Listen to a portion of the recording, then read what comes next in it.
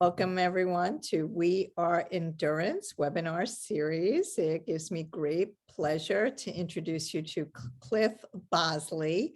He is the race director of Bolder Boulder and a bunch of other really cool races, and I'm sure he's going to talk about them today. So without further ado, Cliff. Good morning. Handing you the floor. Oh, well, I'm glad that I'm here. Thanks, Hillary. We were talking earlier that it was maybe since 2017 that you were back this way. So I think you're due. I absolutely love this race. And I was, telling some of the participants on the call and people who aren't on the call that this race I thought was the best race. I thought it was even better than New York City. I really do. It was just the participation of the crowd, the energy of just the whole experience was incredible. It's nice that we're in good company with the New York City Marathon. So talk to us a little bit about, let's talk about Bolder Boulder first, because that's the famous one. Bolder Boulders of Run. Tell us a little bit about when it started, how you conceived the whole idea. Sure. Yeah, so the Bolder Boulder was created in 1979. That was at the time of the kind of the first running boom. Boulder has been kind of home to long distance running since the mid 70s when Frank Shorter, who's an Olympic gold and silver medalist, moved to town to train at high altitude. Before that period in time, people didn't really think about getting faster by living at higher altitudes and racing at lower altitudes. And some of the, well, I guess maybe some of the sophistication that exists with the training, but now that's, and from that time when Frank moved to town and it still endures today, people come to Boulder to run. And so the Bolder Boulder getting founded in 1979 really coincided that first running boom, and it's been great. We this will be year number 43, but year one was 2,200 finishers on a Sunday afternoon in North Boulder Park, and then as quickly as the next year's race, the race doubled, and we finished at Boulder High School, which is kind of centrally located in Boulder. And by year three, the race increased another 60% in size. So we're about 8,500 or so. The University of Colorado president and athletic director and former football coach came to see the founder of the race. The founder happens to be my father. And they said, man, this Boulder thing's awesome. It should finish at the University of Colorado where we play football. And Steve's first comment, Steve's my father, he said, nah, the Boulder's not big enough to fit into a 50,000 person stadium. And but the long and the short is they convinced him, and year number 3 in 81, the race finished at University of Colorado's Folsom Field. Frank Shorter actually won that first race. Since that time, more than 1,400,000 people have finished the race at CU. So it's kind of a cool touch point for people to come. And in the day when the University in Colorado and Nebraska had a really big rivalry, we'd get people that would come from Nebraska just to walk on the turf. And so it's kind of a cool, it's kind of cool. So here we are, 43 races later, and yeah, we get to keep doing what we're doing. So let's start from the beginning of the race. Okay, so Sure. You also have an interesting way to do the corrals. Can you talk a little bit about that? Because that's very different than any other race around. The way you tell people to be there at a specific time and they take right off. It's not like you're sitting around for hours, right? I'll let you take off on that. No, you described it exactly right. In 1982, we ran the race as a mass start, and What we noticed is that, 80% of the field arrived in about a 25-minute window. So the finish line functioned for a short bit of time. And then all of a sudden it got backed up, got backed up, and we couldn't do it. So in 83, we created the wave start, and the Bolder Boulder really is the first race that had done that. It came as a result of one of our consultants talking about motorcycle racing. And he said, oh yeah, I was in the third or fourth wave back, and they let the first wave go out, and then they race, and then the second wave go out.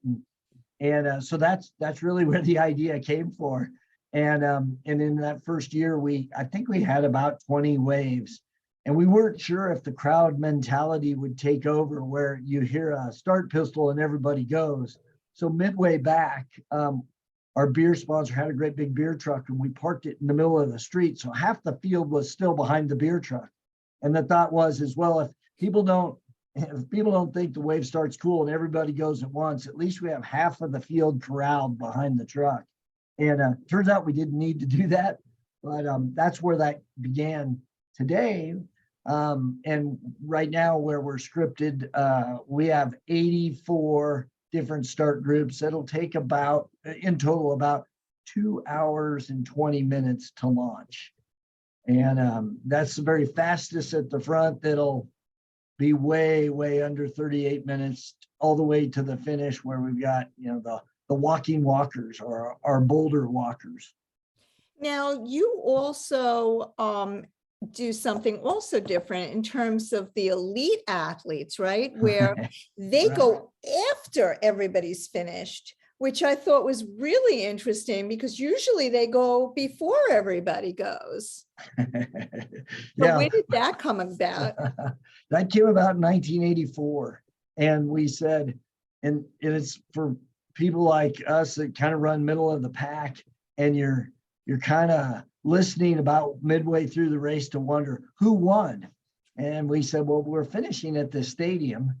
What if the pros ran second? And so once all the people that have raced, the masses, what if they're in the stadium, having their lunch, drinking their beer?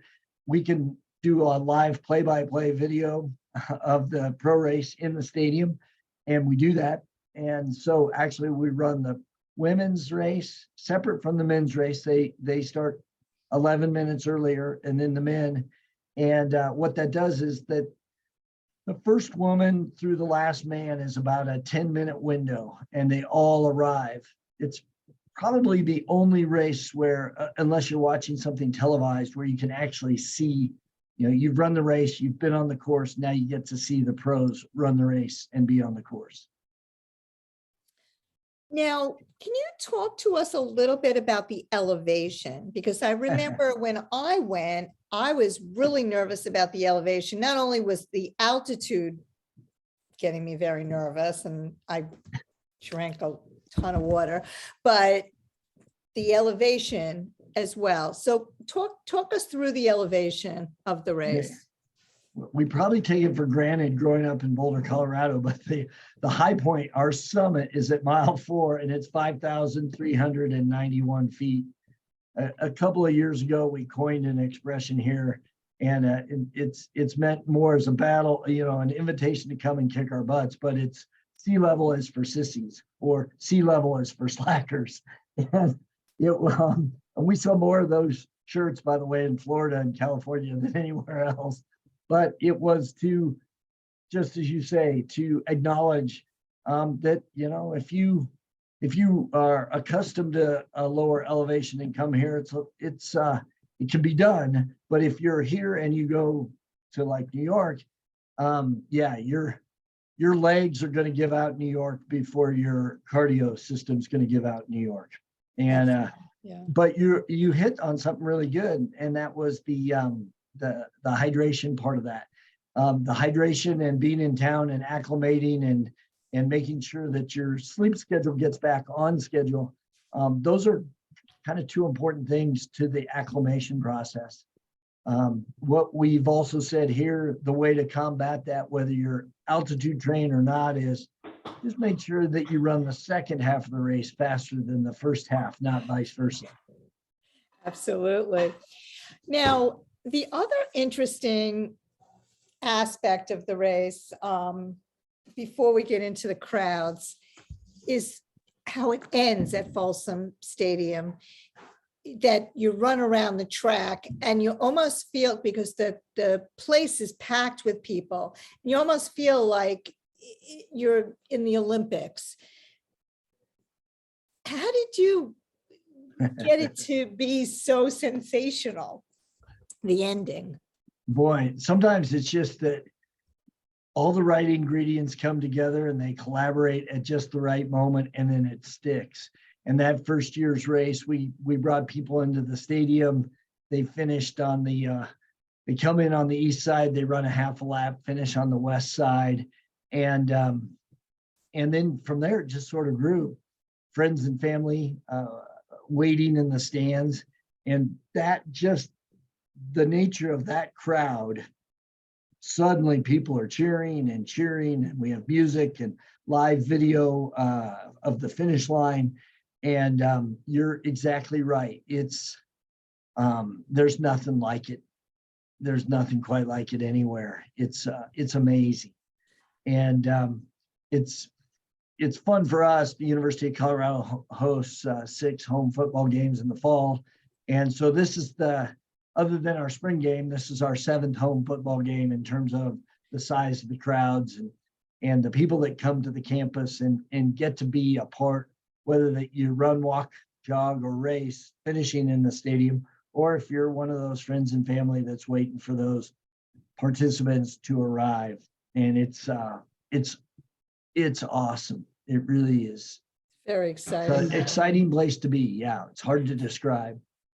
Now, how you had mentioned earlier before the call that it was a random Sunday, and you switched it to Memorial Day. Can you talk a little bit about that?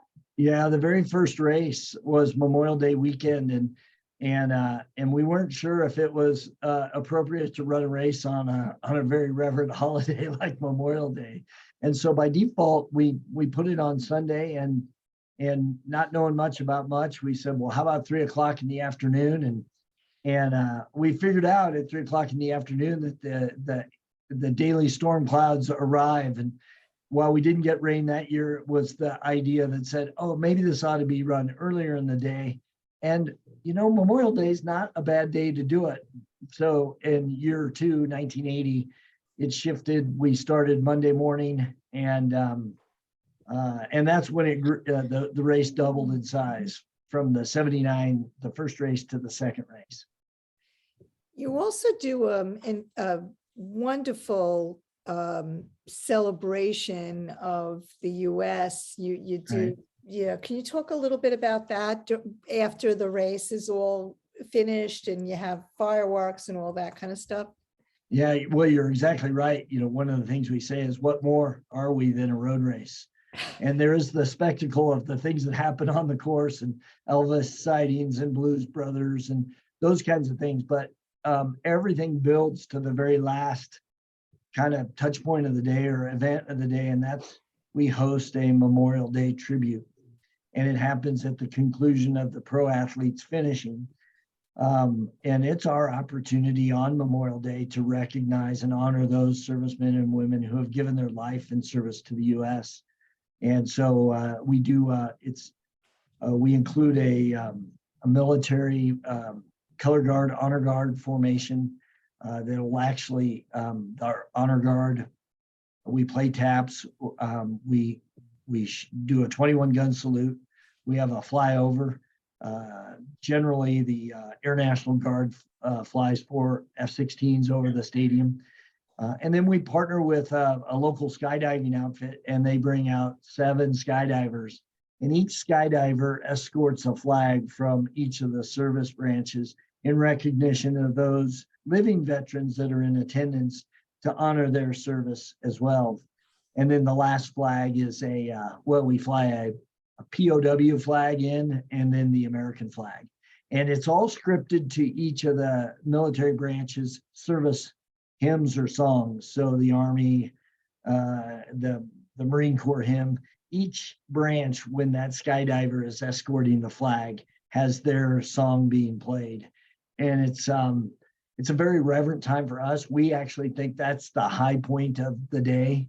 There's more people in the stands. We have over 45,000 people seated in the stands just to be at a place where they can remember those who have given their life and be a part of a Memorial Day tribute. It was amazing. Thank Let's you. talk a little bit about the crowd involvement. Now, you alluded to the Elvis impersonators, and can you talk a little bit about some of the crazy things that happen while Yeah. you're running? There's like 40 different, I don't know how to describe it other than their bands and entertainment features. And there's a house that's on the course that when they first started, they went to Target and they bought a little whammo slip and slide, and they tell us that like after 10 minutes it was destroyed. People slip and sliding through their front yard. So they went out and they sourced industrial like plastic, and they've made this super long official Boulder slip and slide. And every year that's their tradition on that part of the course. It's just past mile 3.5, and I don't know what the count is of the number of people that actually hop on the slip and slide and do it. We have baby pools that are set up. So I guess it's probably great to be in the earlier waves so that you're jumping into clean water. And probably by the end, it's all sweat, but it really is a spectacle. People that hand out marshmallows, Doritos, watermelon. And everything in between. We have some belly dancers. We have a local high school band that just brings out their percussionists, and the whole morning, all it is just a steady pounding of the drums that kind of match the cadence of the runners. And so if you can imagine, about every 300 yards, you're encountering something new. And our biggest claim to, one of our big claim to fame in 2003, the band from Colorado called The Fray, before they were famous, played the Bolder Boulder. And it was that year they got their record deal. So we like to think we were a part of that, but we had nothing to do with it. That's awesome. It's awesome. Now, before I open this up to questions, can you tell us a little bit about some of the other races that you put on? Sure. Probably the most fun one that we do. And, our team works year round to put on the Bolder Boulder, but in the winter, right, the weekend after the Thanksgiving weekend, we put on the Colder Boulder. And what's a fun thing about that is it's half the distance, so 5K, and it's an invitational race based upon how fast you ran this year's Bolder Boulder. So let's say you ran 50 minutes at this year's Bolder Boulder. Over the course of the morning of our Colder Boulder race, we'll host 13 invitational races. So 13 separate races, all specified by time. So in your 50-minute race, you're just running with people that on Memorial Day, 6 months earlier, ran that same speed. So now we've created a dynamic where guys like me that normally run middle of the pack or further back are actually racing with other guys middle of the pack or back, and we're all the same speed.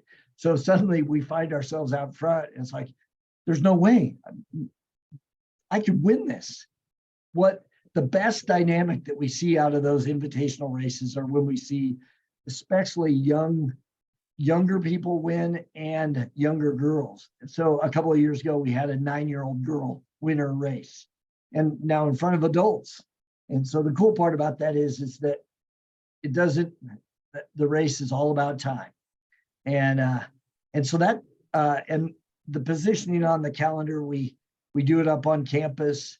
We create a huge, fun kind of holiday festive area inside the field house right near the stadium on campus. And so that probably I guess for our team, we say we work 363 days for 2. It's great. Thank you for sharing that. All right, I'm going to open this up now for questions. Yeah, so I have a question. You were talking earlier about, the difference between sea level and where you are. And you can't get much closer to sea level than the South Shore of Long Island unless you're talking about Florida. And so if you're traveling to Boulder, Colorado, how much farther in advance would you suggest to get here, just to get acclimated? So the pro athletes that come that race, and when they come to race, what we've heard from them is they either arrive the day before, so within 24 hours, or they're 3+ days in front of it. And that's actually kind of good because getting here on Friday before or Thursday before Monday's race really works out well, because Boulder, Colorado, especially over that weekend, the race is the culminating thing, but there is so much to do here. And so we invite people to come early, just stay in town and then take in all the attractions. There's superb restaurants here, awesome hiking trails, terrific running, hiking areas. Estes Park's only about 40 minutes away. So there's a ton to do and see. But to answer your question, yeah, we think it's 3+ days, or come in within 24 hours race and then stay in town for a week and recover. Okay, thank you. There was a good question, because that segued into, if people don't know where Boulder is in relationship to Denver, you would fly into the Denver airport, right? And then it's like, what, like a half hour or something? Yeah, we're about 50 minutes from the Denver International Airport. We're part of the Denver metro area. We're situated west and north of Denver, and right at the base of the foothills. And so the backdrop of Boulder is what they call the Flatirons. And there's just tremendous. I mean, it's kind of hard to believe. Some days they don't even look real. But yeah, so and sometimes they look like clouds. It just easy airport to get into and out of, and a quick, easy trip up to Boulder. So how many people are annually in the Boulder race? Yeah, good question. Prior to the pandemic, we ranged anywhere from about 47,500 to 52,000 people a year. Wow. We missed the 2020 race. I think everything missed in 2020, and in 2021 we couldn't stage the race on its traditional course, and so we were able to improvise and do some other things to keep people running. So last year we got the race back out of the ground. We were at 34,000 runners last year, which is about 28% less than the 2019 numbers. And we observe other races. It's awesome to see what happened in New York in November. The New York City Marathon grew this year over their 2019 numbers, and in addition to just being an awesome spectacle, it's really great to see that running everywhere has come back, or is coming back. And so yeah, you guys, there's some cool stuff with the New York City Marathon in 2009 or 2010. Runner's World magazine did their best of, and they named the New York City Marathon America's all-time best marathon. That same year, they named the Bolder Boulder America's all-time best 10K. So we kind of like the association that we have with your local race, and we think they do an awesome job. Well, 50,000 for a 10K is amazing. I don't know if I know of any other 10K that has 50,000 runners. The one 10K that is bigger than we are, pardon me, is the Atlanta, Georgia Peachtree Road Race, which runs on the 4th of July. And and that's actually a really fun race too, because you can run Bolder Boulder on Memorial Day, a nice fun patriotic holiday, and then you can run on the 4th of July. Running the 4th of July in Atlanta is kind of cool because well, I don't know, but they're a spectacle too, and they're larger than Bolder Boulder, but we love the company that we keep with all these big races, and I don't know. You guys know I'm preaching to the choir a little bit. We're kind of different, but the things we do. Mhm. I was going to ask if there was a field limit, but it doesn't sound like it. Oh, yeah, good question. We've been fortunate with the wave start that we kind of created early on, that we haven't had been in a place where we've had to preclude people, I guess, from registering. So much so that we actually register people race morning. We'll open at okay. 5 and we register. It's so wild. We have people registering at 9, and that's 2 hours after the first finishers had already finished and left. And so we want as many people want to come out and run. We want them to run Cool. or walk or jog but yeah, good question. Janine, we were talking about how with the waves, it's so interesting because you don't have to get there like 3 hours before, right? Like some of these other races, and you're standing around, waiting. You get to if your wave is at 9 o'clock, you get there at 9 and you take off. There's no waiting. That's what makes it really amazing. That sounds good. Yeah. It's fun. Yeah, I'm Yeah. pretty excited. Any other questions? So do you anticipate that you might come to a limit anytime soon? That is a really good question. And where practically probably where the limits are is how many volunteers we could recruit, and if the city of Boulder would allow us to right now we're starting at 10 minutes before 7 o'clock. We could probably start a little bit earlier, and then how much later would they let us go? So in theory, I suppose we could keep adding waves. It's been interesting to see that probably it's natural. Probably where it runs best is in that 48 to 50,000 range. And our biggest was in 2011 when we had 54,554 run the race. That happened to be the year we celebrated our 1 millionth finisher. And then we also we moved the start line. So there were some really unusual circumstances that had attracted people. And since then we're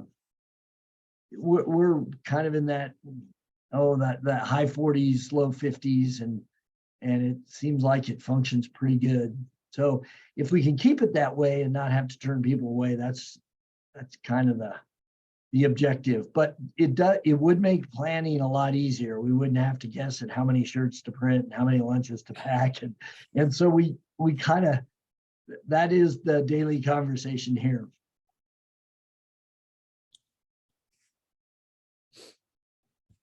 Any other questions? All right, well, thank you. This was really informative, and it was great that you were able to join us. And, as I mentioned, I'll be sharing this on YouTube to our members, and, and eventually it'll make its way to my blog. But it'll get there before your race. Well, thanks for the interest in doing it, and thanks for just being a fan. And we're looking forward to having you back in town. And it sounds like next year. So number 44 will be a lucky year. All right. Have a great one. Thank you all for being there. Bye-bye. Nice seeing you guys. Thank you. Bye. Okay, bye. Goodbye.